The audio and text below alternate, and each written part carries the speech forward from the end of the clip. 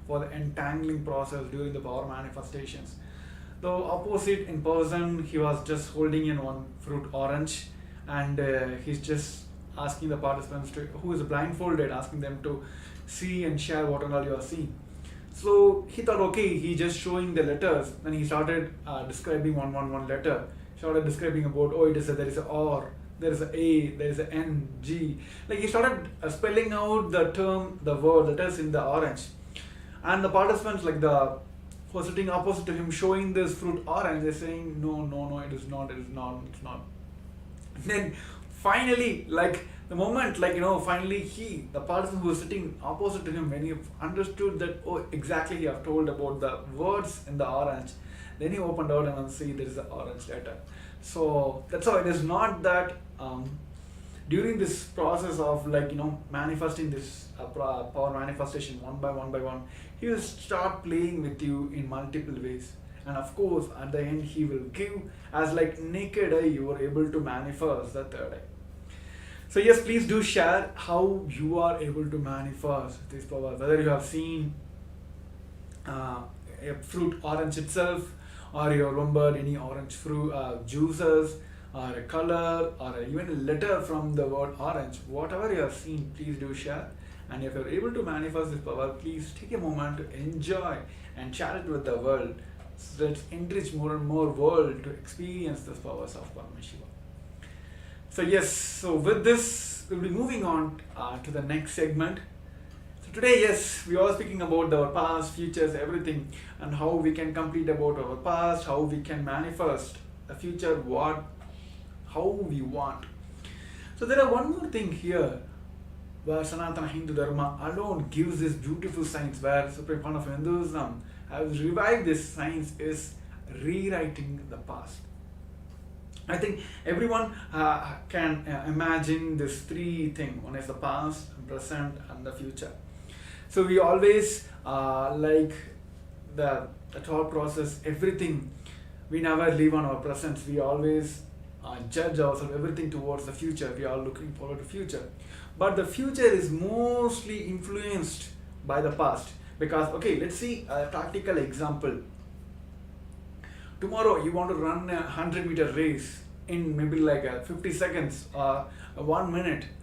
How you will imagine, how you will even predict your future, think about your future. You will feel like, oh, I can run in 130 seconds, or let me push myself to run in 120 minutes. Because in the past, you have covered the 100-meter race in 130 seconds. But of course, you can see the world record. It might be 40 seconds or 50 seconds or even 30 seconds. You will not go into that plane because you always think about your future. You never live in the past. You think about the future, but that future is mostly influenced by your past. So here in this segment, we're going to decode the science where Bhagavan himself has given us, rewriting your past so that you can manifest the future how you want. So this is a science Bhagavan himself has made it available for all of us to experience and manifest in our life. So now in this segment, we're going to experience the same, and before that, we're going to have a short video clip where Supreme Pontiff of Hinduism himself is giving us the science to all of us. So now I request all the participants to come to the space of listening. Now we'll be having a short video and continue. We're going to have experience this through the life exercise. So yes.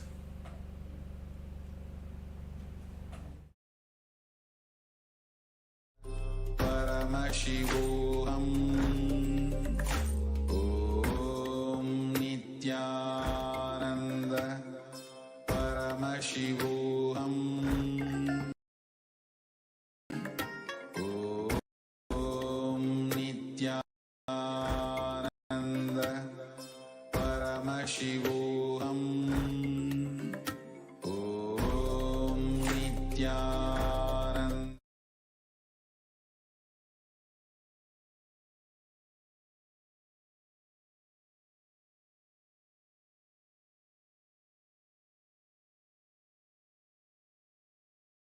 Listen.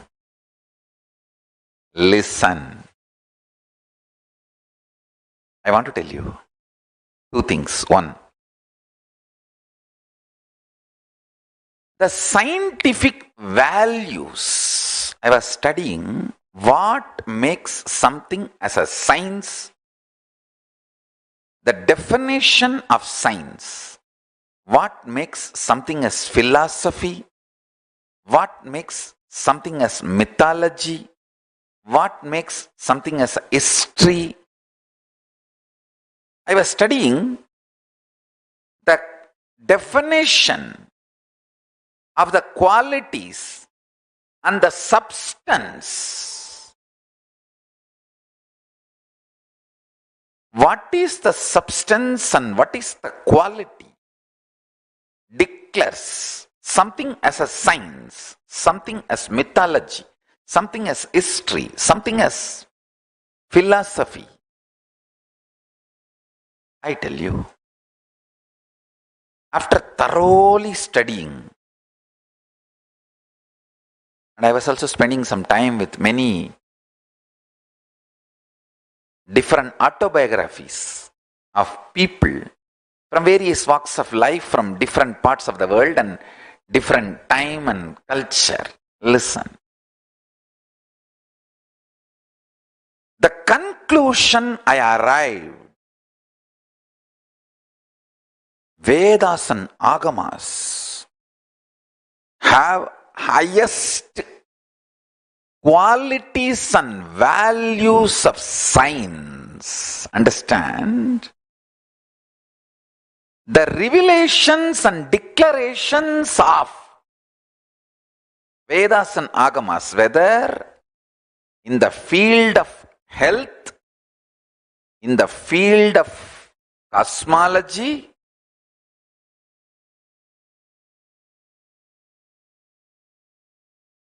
from simple healing your stomach pain to knowing the whole cosmos. The revelations of Agamas have higher quality and scientific values than anything declared as science in the world. Just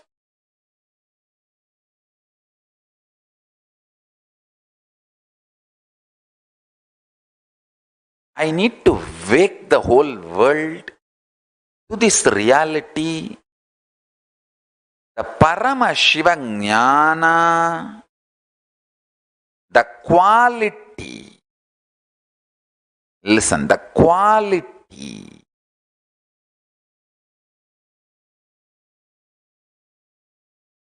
the values declared as the definition for defining something as a science. One example, that objectivity, ability to reproduce, reproducibility. There are multiple qualities of science. If you conduct an experiment, if you conduct a trial, if you observe, it should match all these scales. Only then you can call something as science. Those basic values, substance which makes science a science, if you see the declarations and revelations of the Vedic Agamic truths, what is revealed in Vedagamic truths is more scientific than anything called science on the planet Earth. My life's mission is to make humanity wake up to that reality.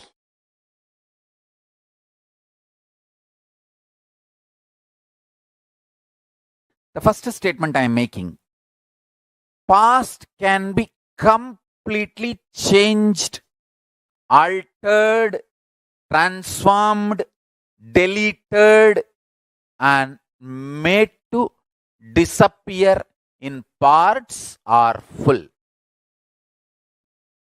and rewritten as we want. I do not want to leave any doubt. That is why multiple words I am using. Past can be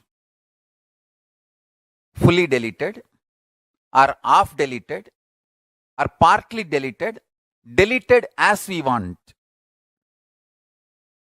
It can be transformed fully, partly, as we want. It can be changed, rewritten fully, partly, or as we want. Understand?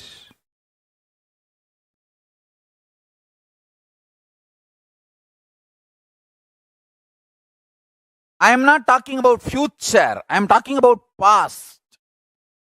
Let me repeat. If you think you missed it, I am repeating. The past which you think is over, gone, that can be changed, transformed, rewritten, deleted, fully, partly, or as we want, part by part, the parts which we want. Understand?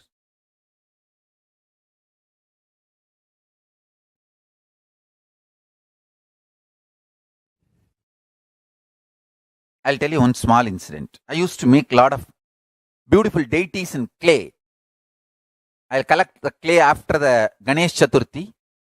The vendors, the people who make clay Ganeshas, they are basically the traditional family of Kuyavar family. The families who make pots and sell in the village. That families, they make Ganesha during the Ganesh Chaturthi. They bring clay from their lake nearby their house and bring it to the main center of the small town. I don't want to say town. Those days it was not town. It was a small town. They bring the clay and make Ganesha and sell, and the remaining clay they just leave it and go. And the local shop owners, they feel that remaining clay is a big headache to remove.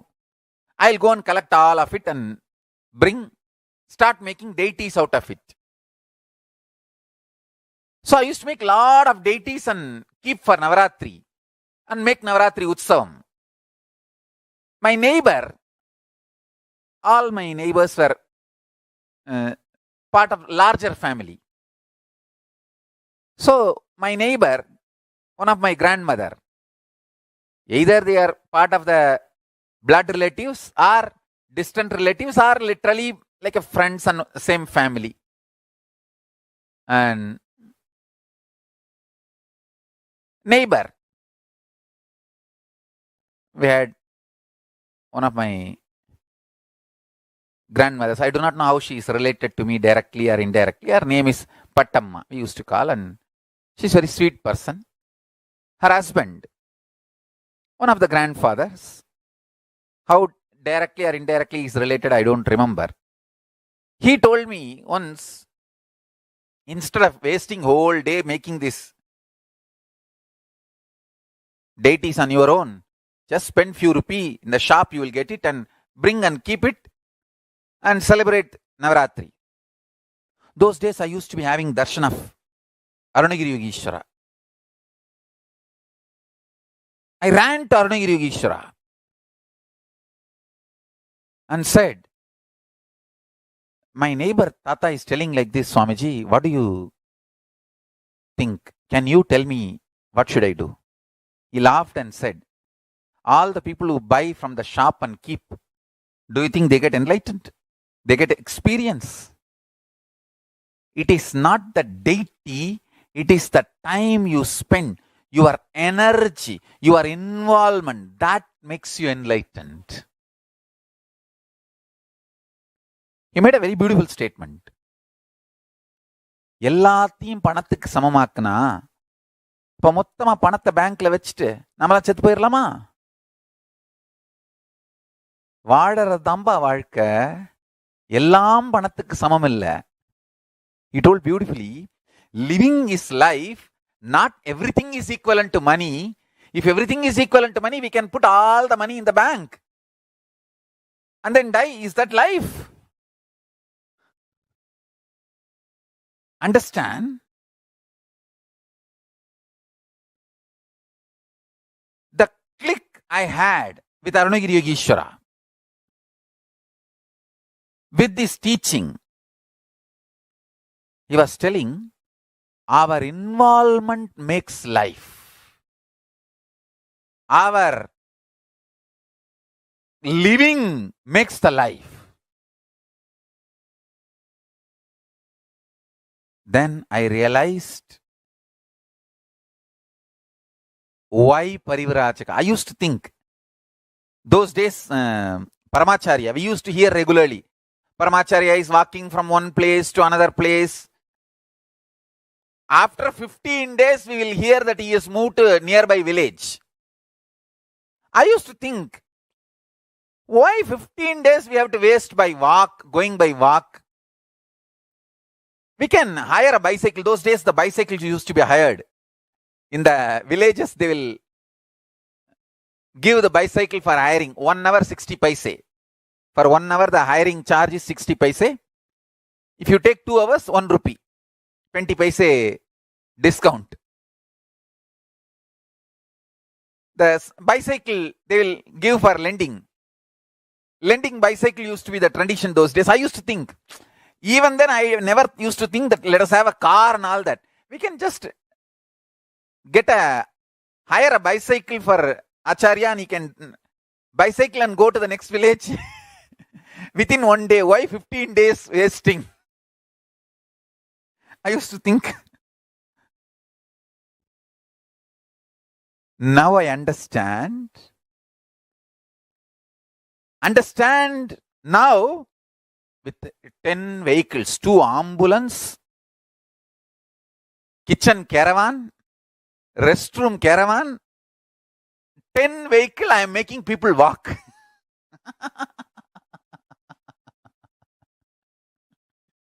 Because I know. Listen, I am making this statement very consciously. Anyone intensely dives into the now, the present life, gets the power, not just rewriting or writing, creating the future as you want. You get the power even to rewrite, delete or transform the way you want with your past also.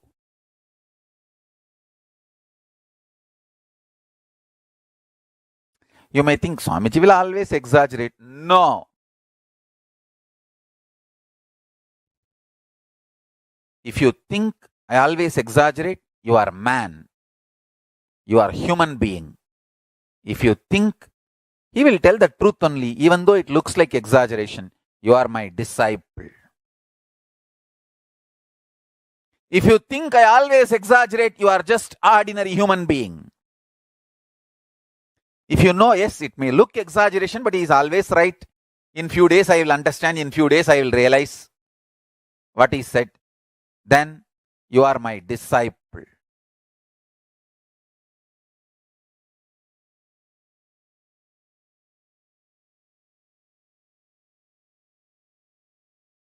If somebody slaps you, the pain of the slapping disappears in few minutes. But the suffering that he slapped, the psychological effect, who slapped, why slapped, and all the repercussions, that continues to haunt you. Understand? That is why I am saying the matter is different and mind which perceives the matter is different. All suffering is from mind, not from matter. Matter maximum can cause only pain, not suffering. Suffering is from mind. The buddhi, decision maker,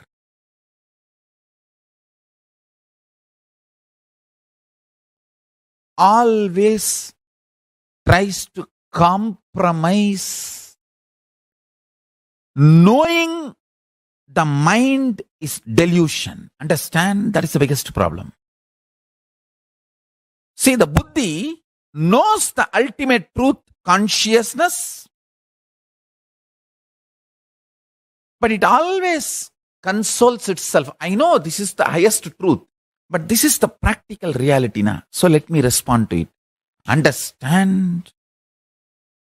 Not responding to what you believe as practical reality is the most practical reality. If you want to be really practical, do not respond to what you believe as practical or what is presented to you as practical.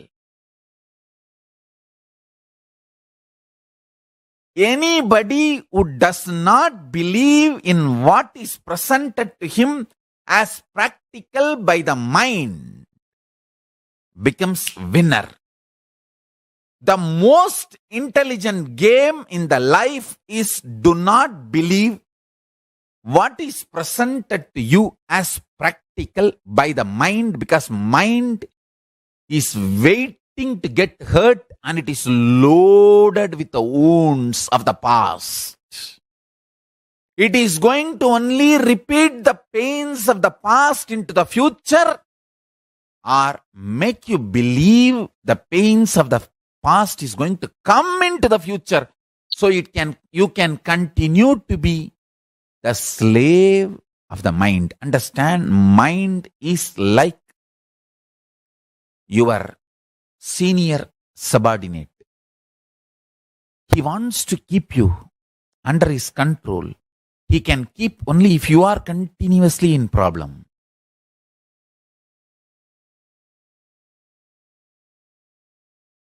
So please listen. Even listening will awaken your Kundalini Shakti and you will become enlightened. Kala is the dimension of the universe. In this dimension of existence, matter becomes energy. Energy becomes matter. Matter and antimatter nullifies each other and again becomes energy. All this happens just by will, without any effort.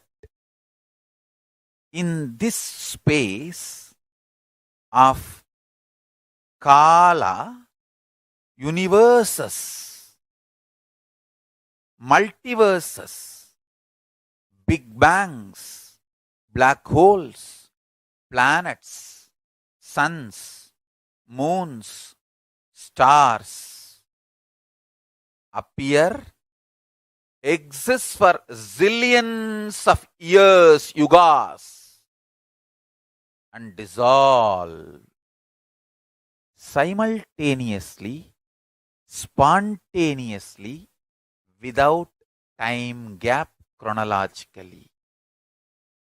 In now.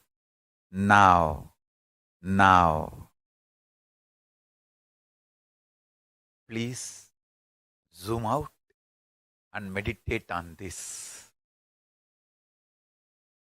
Understand? When you zoom out and meditate on now, when I am talking about now, I am not talking about Buddhist Shunya now, that nothingness now. No. I am not against Buddhism. I am not disrespecting Buddhism. Please understand. But I am not talking the Buddhist nothingness now. No. I am talking Hindu Purnatva now. In Hinduism, now, present moment is the time where your consciousness meets Kala, where Kala enters your consciousness. So, in this now, universe's race exists for zillions of yugas and dissolve without time gap chronologically. It hurts our brain. How can it exist zillions of years? And the next statement Swamiji is saying, no time gap. I wanted to tell you, the idea of zillions of years, trillions of years, billions of years is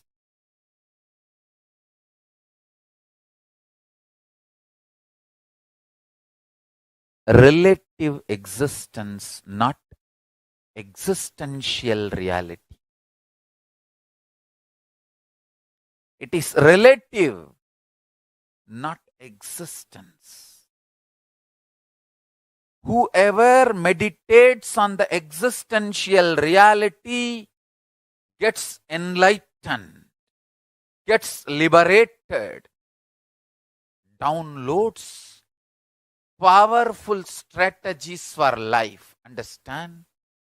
All matured strategies for life, powerful strategies for life comes from Upanishad, Vedas and Agamas. Vedas and Agamas are Akashic records of Kailasa. Please understand.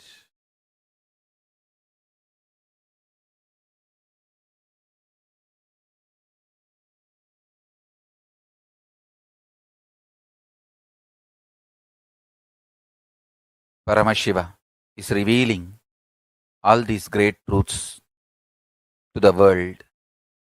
Please listen and internalize.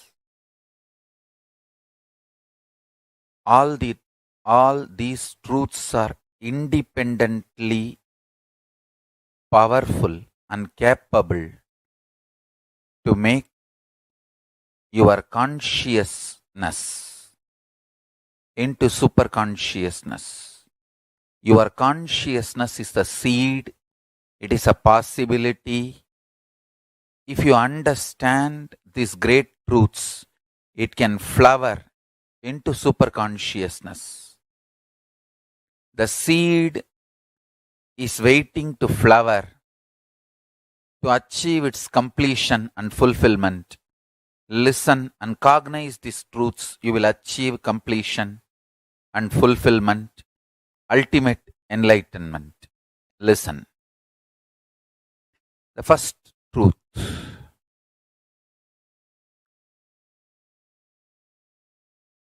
Kala continuously meets your consciousness now. So the mood of your body, your mind, your physiology, your psychology, you keep now, plays a very important role in your whole life. If you keep the now in incompletion or hopes, that will continue forever. If you keep the now in the completion and clarity, that will manifest forever. Kala does not meet your consciousness in the past or in the future. He meets your consciousness now, in the present. So, again and again, during your present moment, be in the space of completion. Learn to bring completion to yourself, restful awareness to yourself now, and do not have guilt or worry if you have the influence of the past and influence of the future on present now. guilt or fear is a one more incompletion that is not going to help. So, not engaging with guilt, not engaging with fear, unclutching with fear, incompletions, guilt is the right attitude. Understand the official attitude towards incompletions, towards guilt, towards fear is unclutching, and all the further manipulation of fears, if you unclutch, life will become worse. All those fears are manipulation of fears. All those multi-level fears do not have the real existence. They are delusion, constantly invading your inner space to destroy the possibility of enlightenment. Please understand. Anyone who comes to simple awareness stops behaving agitated, immature, rough, like multiple personality, all this layered fears, fear, guilt, powerlessness, incompletion are layered. Please understand, this is the Deva Rahasya. They all do not have influence over your present moment. This present moment, you meet the consciousness. Consciousness meets Kala directly. So, any practice you do in the present moment, for example, you declare completion. Immediately, even 2000 years of incompletion has no power over you. This is Deva Rahasya. Understand? This Deva Rahasya can empower the truth in you just like that. You can manifest Paramashiva now.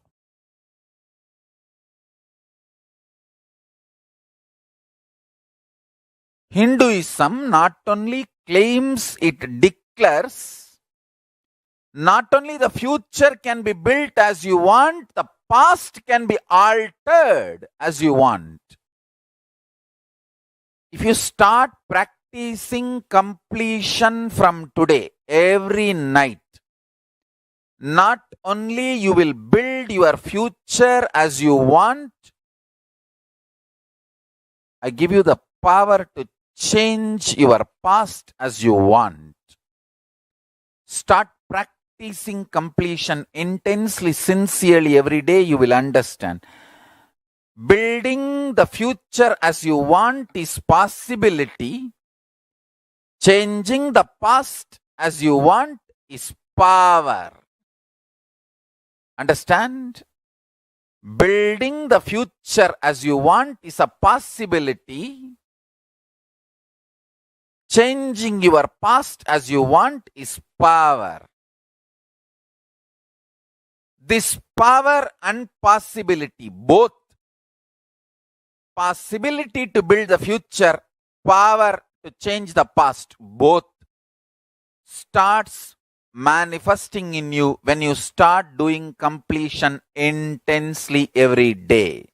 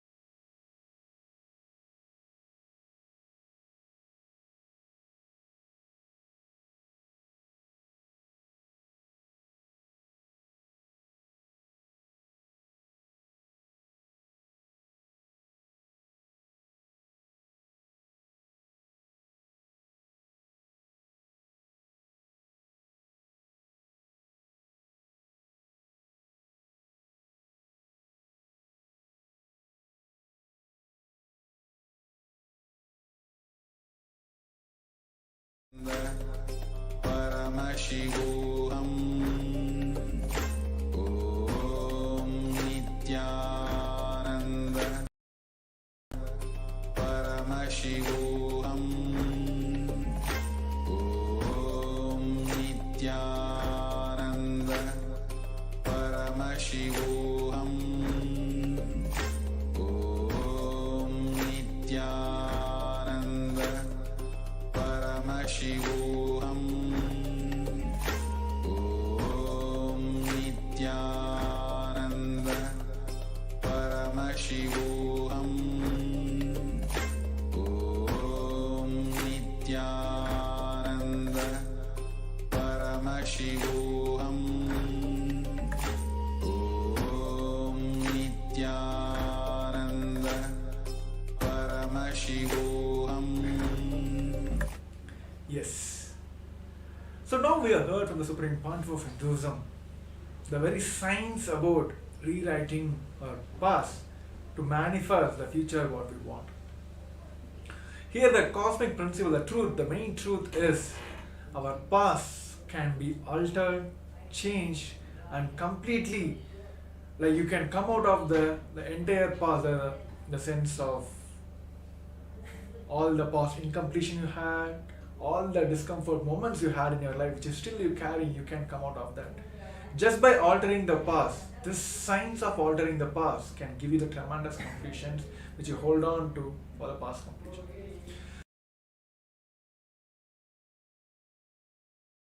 And one more thing is, like as Swamiji has said clearly, our mind is just waiting to get hurt. It may put a blame on the past or future expectations, all that. The very principle which we want to understand here is our mind is just waiting to get hurt. So that is why there's all this completion process, the science of manifesting the powers which give you the tremendous experience of coming out of this past. So now, as followed by the Jnana video which we have seen now, we'll be entering into the intellect exercise which gives a step-by-step process to come out and alter our past.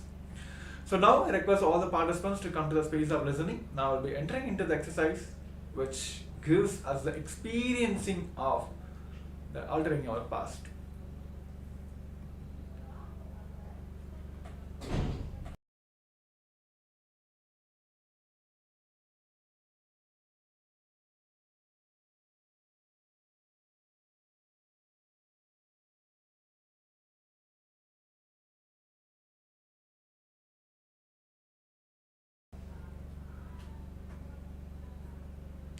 So now we'll be entering into the exercise which Bhagavan himself has given as a Deva Ragasya of rewriting your past to alter your future. See, the mood of your body, your mind, your psychology, your physiology, whatever you're keeping now plays a very important role in your entire life. If you keep the now in incompletion or the hopes that you continue forever, if you're keeping your mind now, the body or psychology, everything in an incompletion space now, it will continue forever. But on the other side, if you keep oneness, completions, it manipulates, it it multiplies into multiple ways where you can enjoy the space of oneness forever. So this process we will be entering and doing now, which rewriting our past so that all our incompletions will just wipe off. So therefore, the keeping the now in a completion and clarity oriented space will manifest forever and gives the tremendous oneness experience in us. So now we'll be taking a 10 minutes, and of course this technique can be practiced whenever you get your time, whenever you feel that the life is not manifesting the way you want. Just sit down and do this process every time. So if you start consciously deciding that I will start manifesting, practicing completion from today, from now, that itself will give a tremendous power to complete with all the past you have in your life. If you start practicing completion from today, every night, not only you will build your future as you want, it gives the power to change your past as you want. So here the completion is the tool, and your will persistence to do this process every day is a tremendous power, not only to complete now and complete from your past also. So now request all the participants to sit and consciously decide and practice completion now. Whatever you have written in the previous segment, or all your past incompletions, the suffocating moments, please sit now and do the completions. Just go back, relive and relive from all those moments now. So let us practice and experience the completion now. So I request all the participants to please bring back all the incompletions you have written in the previous segment and consciously relive all those incidents and complete with all the past. Yes, let us continue the process now. Ananda Paramashivoham Om Nithyananda Paramashivoham Om Nithyananda Paramashivoham Om Nithyananda Paramashivoham Om Nithyananda Paramashivoham Om Nithyananda Paramashivoham Om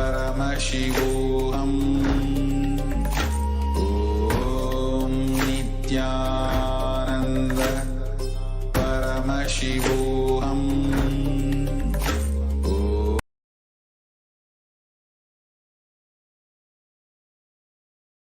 Paramashivoham Om Nithyananda Paramashivoham Om Nithyananda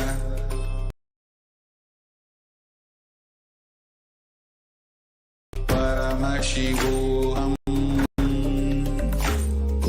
Om Nithyananda Paramashivoham Om Nithyananda Paramashivoham Om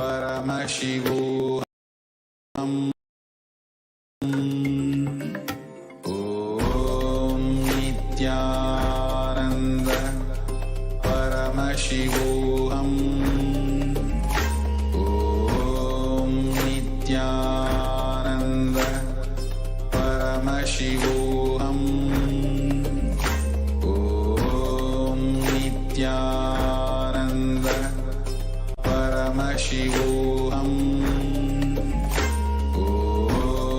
Nithyananda Paramashivoham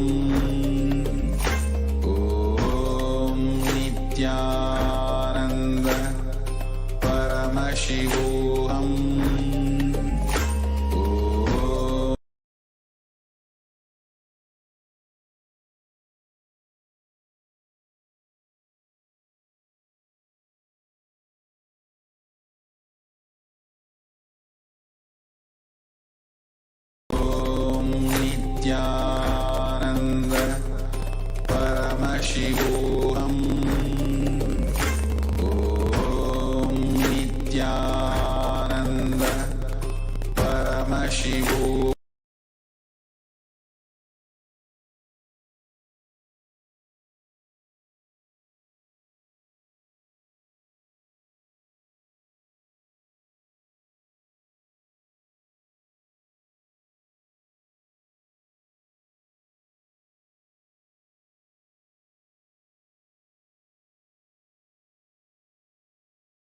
Paramashivoham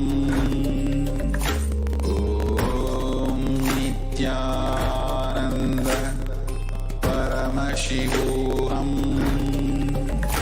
Om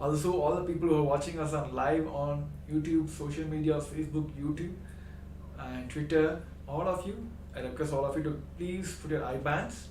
Let us get ready for the power manifestation. Now we'll be entering into the power manifestation of manifesting the power of that. Yes, let's get ready. Let's sit straight, head neck spine in a straight line. Where that space of complete completion and immense oneness with Paramashiva. Let us strongly visualize that Swamiji is manifesting through you and manifesting all the powers of Paramashiva. Let us chant the Mahavakya Om Nithyananda Paramashivoham. Om Nithyananda Paramashivoham. Om Nithyananda Paramashivoham. Om Nithyananda Paramashivoham. Let's continue chanting the Mahavakya intensely. Nithyananda Paramashivoham. Om Nithyananda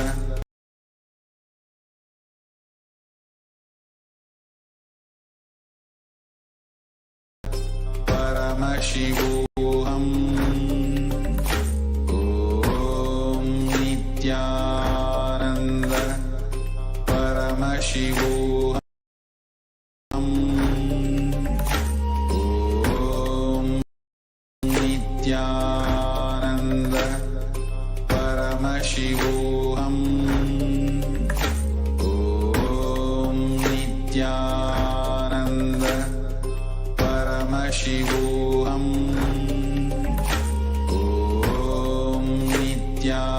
Paramashivoham.